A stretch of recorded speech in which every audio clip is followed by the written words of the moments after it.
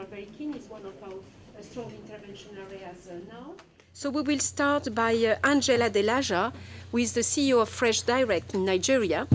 So she's a Nigerian innovator, young women entrepreneur who actually works in fresh food next to the consumer, close to the consumer. She will tell us about her system of container farms that you have developed to serve you products. You are, of course, interested, although your background is not agriculture, but epidemiology, I think. Mm-hmm. You are very much interested on agriculture, but also on technology, on high-tech. So the combination of the two is one of the models we studied this morning. And you are also have been actually a lot of exposure, even international exposure. You are one of the World Economic Forum global shapers, and you mentor a lot, many of the young people. So we are very pleased to have you here, despite, again, your business commitments, and thank you very much for traveling from Nigeria. Thank you very much. So welcome, Angel. Thank you. Can you all hear me? Yes. Wonderful. Good afternoon. Again, my name is Adelaja, and I'm with Fresh Direct Nigeria, and I'm just going to talk about how we ended up getting into the stackable container farms, which we consider were modular farms for African cities. We're creating, what our vision is to create a completely off-grid, sustainable urban farming campus using 1,000 square meters to grow what should usually grow on 150 acres of land, and we're doing that in the heart of Abuja. I wanted to show you this picture because this was me just in 2013. I was fully employed and making great money in the city. I was highly interested in agriculture, and I was moved by the words of our previous Minister of Agriculture, Dr. Akinwumi Adesina, who said there's a need for us to diversify our economy. He also said, do agric, it pays. He also came up with statements such as, let's make agriculture fun and sexy. He also said, there's enough agriculture and money, and there's enough money in agriculture when you approach it as a business. And for me, that was a catalyst for my interest in the sector. So key words that really helped to get youth to hear phrases that really identified with them, with the millennial generation, I guess.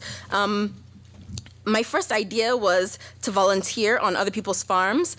I piloted a few things. I didn't like the time it took to grow cassava and maize. I tried goats. It wasn't profitable in the small way that I was doing it, but I loved vegetable farming.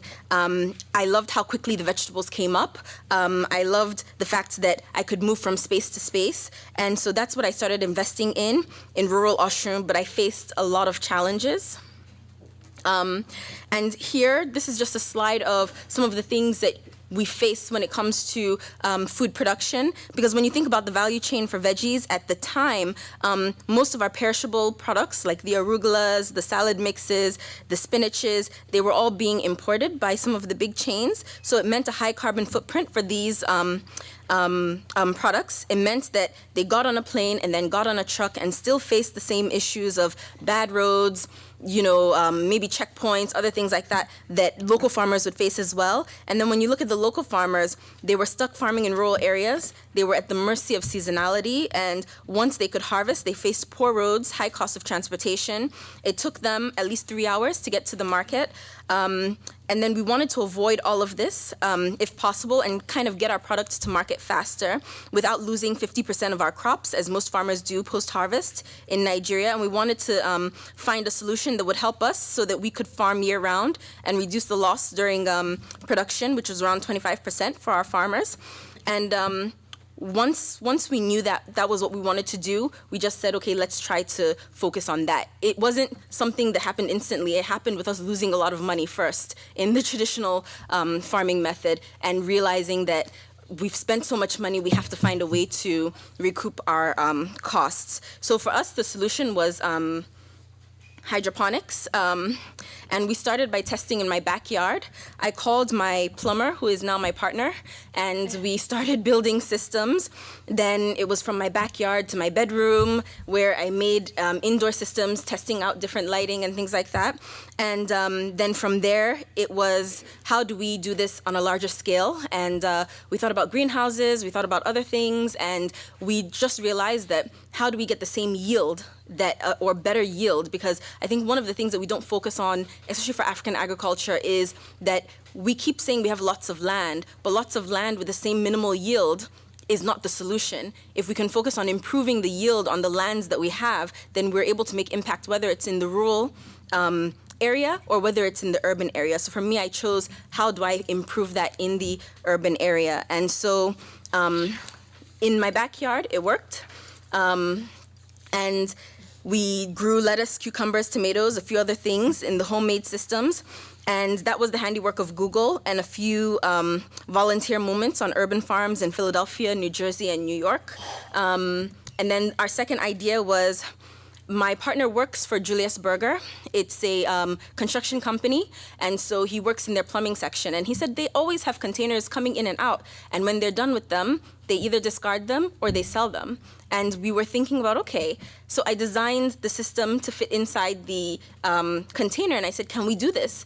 Can we use local products for this? And it was yes, because at the end of the day, we didn't want to import anything. We wanted to try to use it locally because the cost of importation at that time was, I think, 500 naira to $1, and it was very expensive for us. So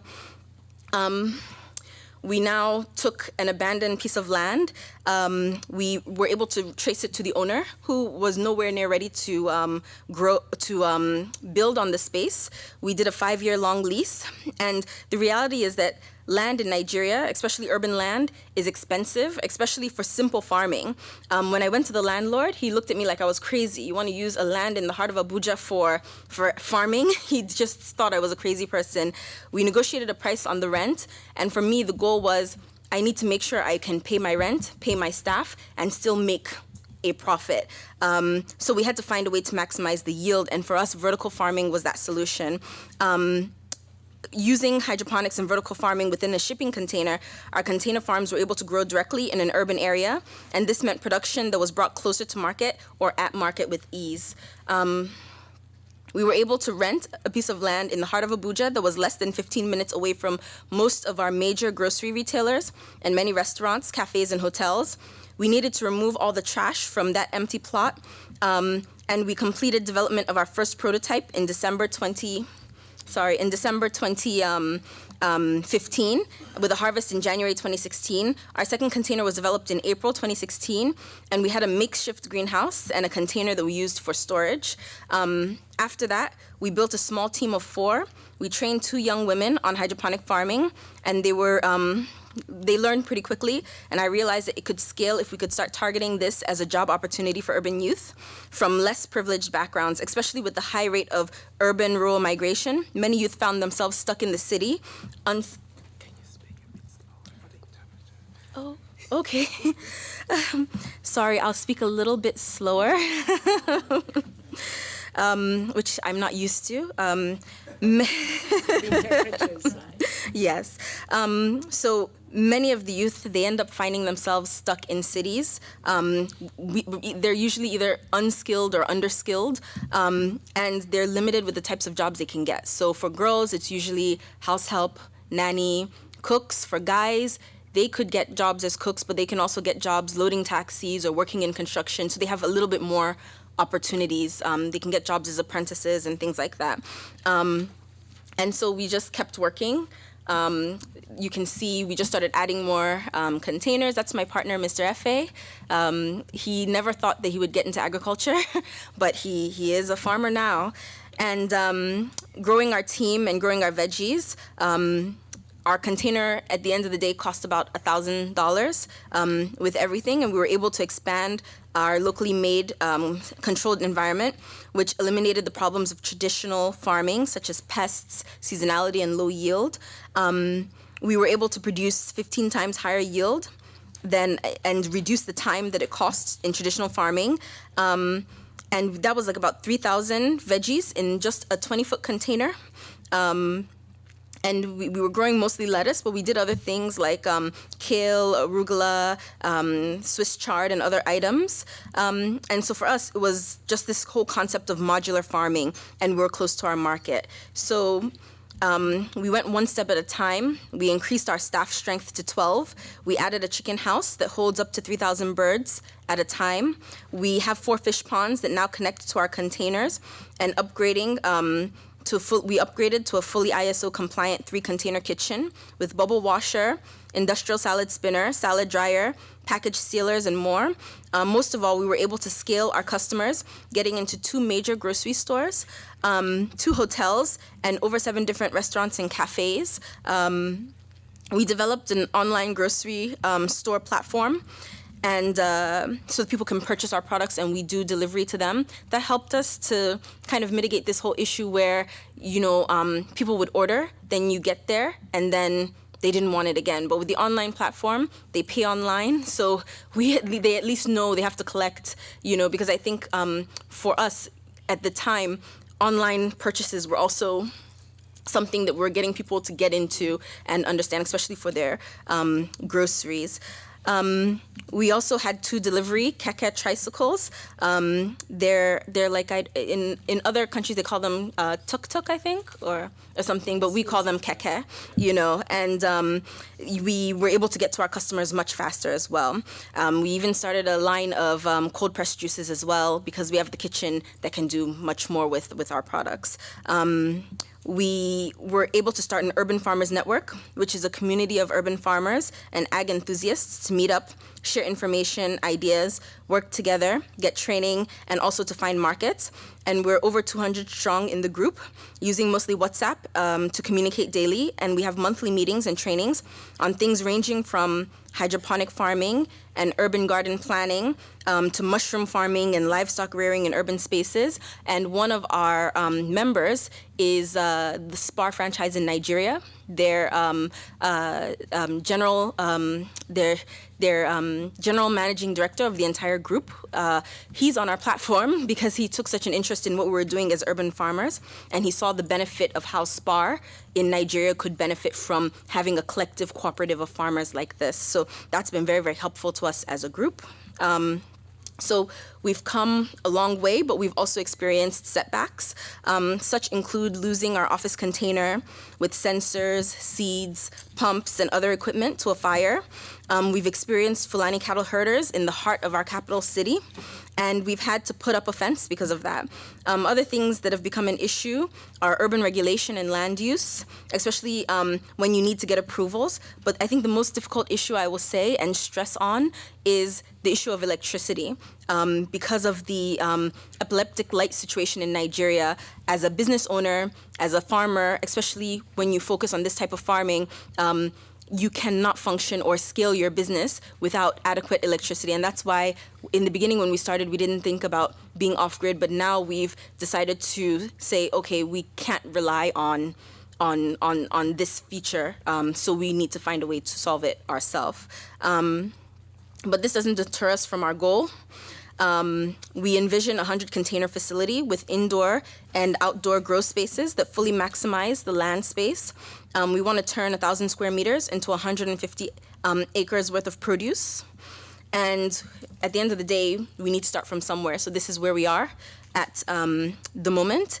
And we've scaled from 2 to 10. However, we've only fully kitted 4 of those, and the others are still in progress. So either they have the piping but not the lights, or they have the welding but not the piping, and things like that. And we want to create a place that employs over 200 urban youth, where they can have not only to learn about hydroponic farming, but also learn about leadership development, to learn financial literacy, tech skills, and other soft skills, because I noticed that my team, they have a lot of time in the day in between the things that they're doing. So we feel that adding value to them is also very, very important, because at the end of the day, it's about growth. And we're focused not only on providing dignity in labor, but just a well-being and overall growth as well. Ultimately, our next step is scaling our Jahi facility, which is the one in Abuja, as well as developing a management app to help reduce human error and find a way to give youth access to phones, internet, and technology.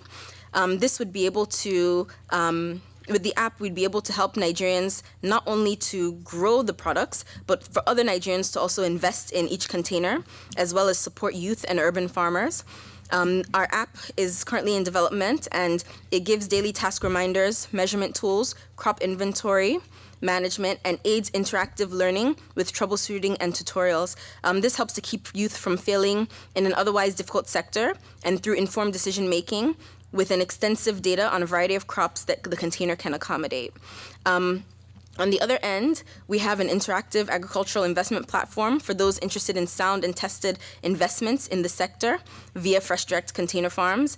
And one can fund their wallet, choose containers to invest in, get to know who the urban farmer is that's managing the container, and get to see real-time visual surveillance and reports of planting, harvesting, and sales with a guaranteed return on investment. So for us, the model includes everyone in this urban farming initiative, from the youth to the investor to our community and our customers.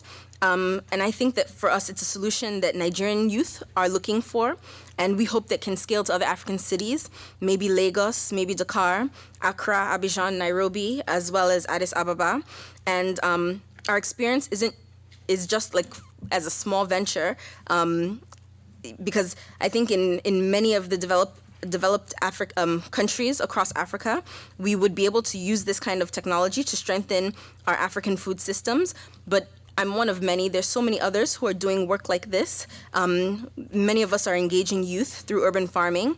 We're doing the modular farming and container farm way. However, we look forward to the agricultural renaissance that is flourishing, and believe that the overall nexus of an agriculture, technology, and communities will breed success and opportunities in urban farming for African youth. So thank you very much. Thank you.